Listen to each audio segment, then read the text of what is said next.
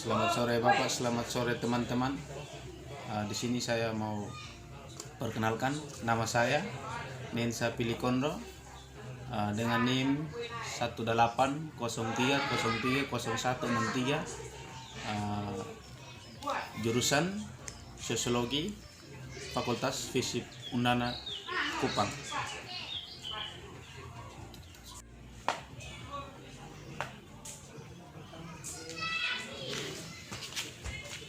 Sore Kak Rom. Beta bisa minta waktu sedikit untuk wawancara kok Kakak? Bisa Pak. Ini beta dari jurusan Sosiologi Kak, dari Fisip Undana. Ada mau tanya-tanya sedikit tentang ini penjudul toh Kak. Penjudul tentang ini perspektif masyarakat dan kebijakan pemerintah terhadap penebangan liar hutan. Jadi bertanya dahulu Kakak. Pertanyaan pertama nih Kakak, bagaimana pandangan saudara terhadap adanya penebangan liar hutan? Kira-kira Kakak pandangan ke mana tentang penebangan liar? Baik, kalau sudah muncul pada sesuatu yang liar itu berarti hal yang tidak baik ya.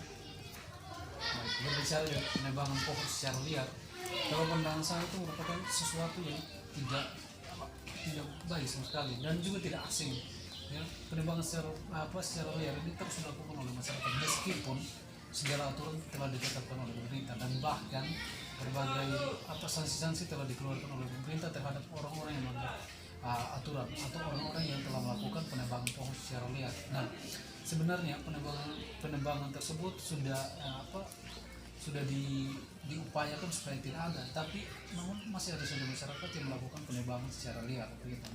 Jadi walaupun sudah memberikan efek jerah oleh pemerintah terhadap masyarakat yang melakukan hal tersebut, tetap saja masih ada penebangan liar.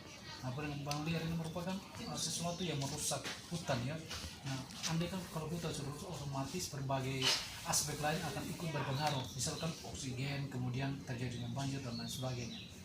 Itu akan berpengaruh karena penebangan pohon secara liar begitu.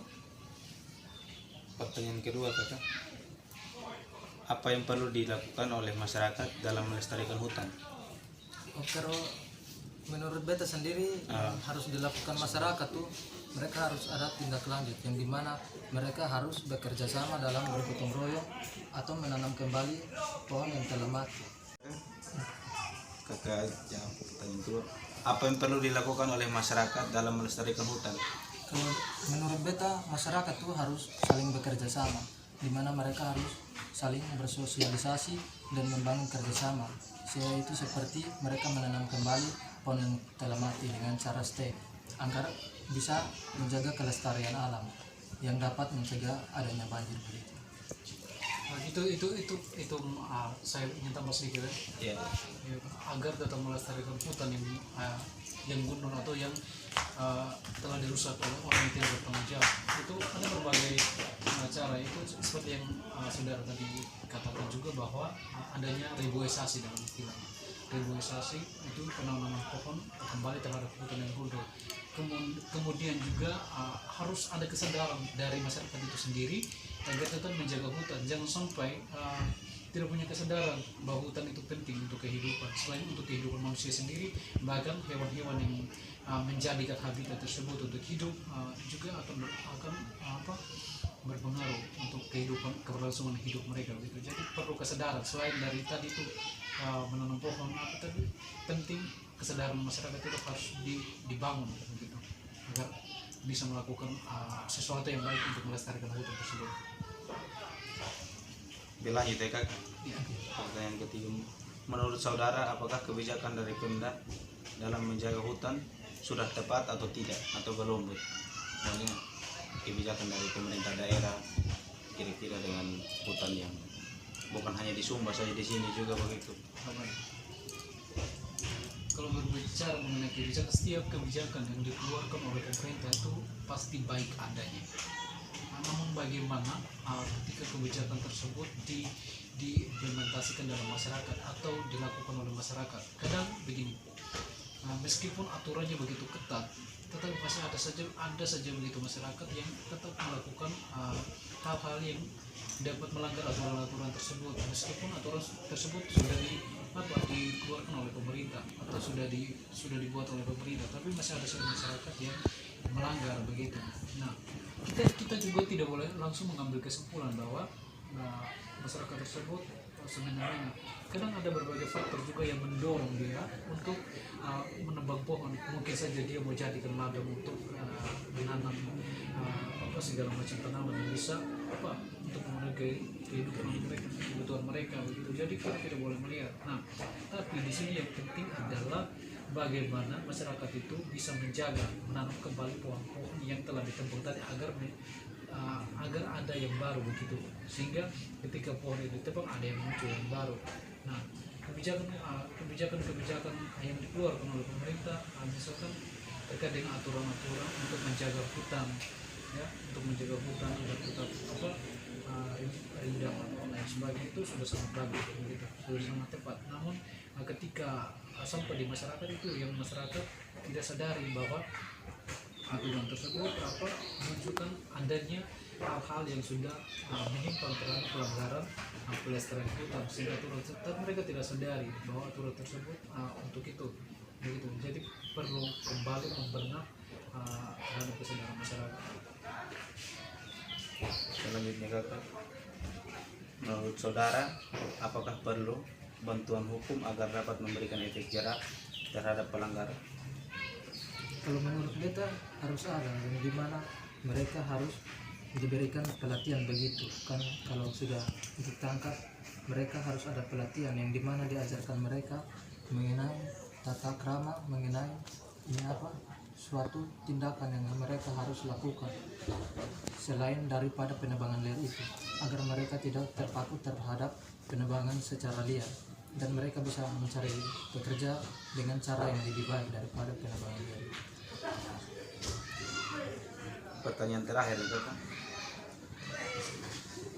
sanksi apa yang tepat bagi penebang hutan secara liar? Bagaimana solusi dari saudara terhadap masyarakat dan pemerintah tentang hutan yang sudah rusak? Nah, berbicara tentang sanksi,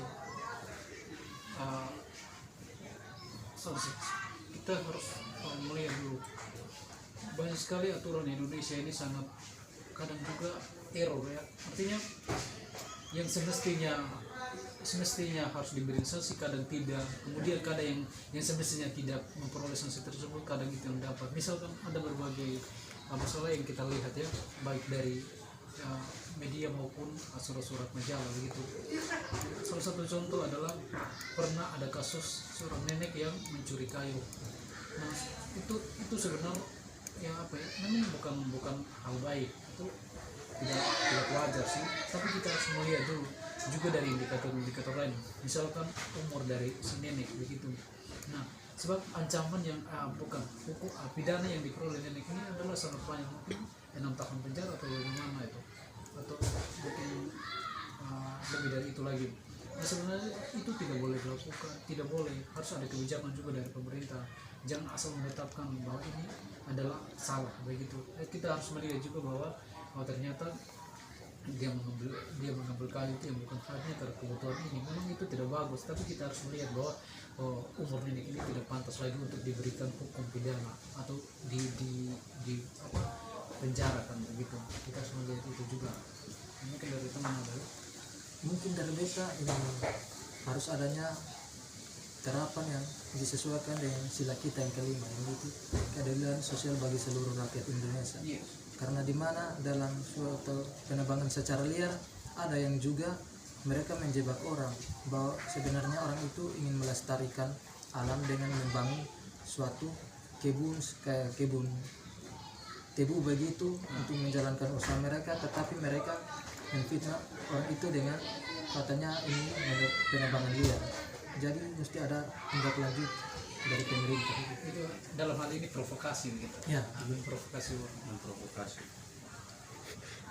Baik, kalau itu tadi, kemudian solusi dari masyarakat dan pemerintah itu